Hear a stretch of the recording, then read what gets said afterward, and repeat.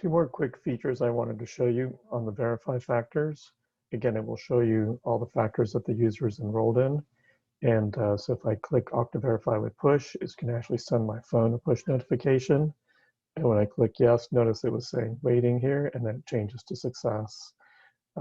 If I try it one more time and the user actually clicks no, it's not me, then it'll change from waiting up here to rejected.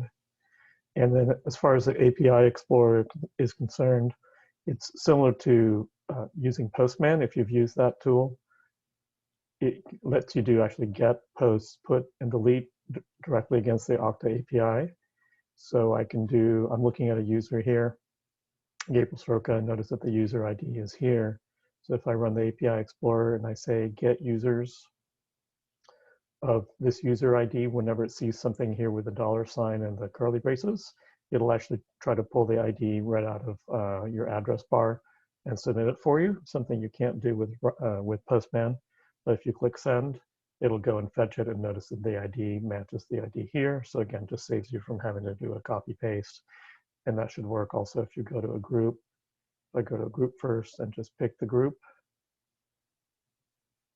and the group number is this one here, 00G. And I click API Explorer and I say get group with the group ID right here. And I click send. Again, you'll notice that this ID matches the one here. So it just saves you one extra step of doing copy paste. You can also do post, put, and delete. Now, again, keep in mind, these are actually making live changes against your Okta. So make sure you've read the documentation and are taking appropriate precautions. And again, this part here is the URL. There are some drop downs here that are built in. You can always type to something else if the URL you're interested in hitting isn't listed. You can just add your own.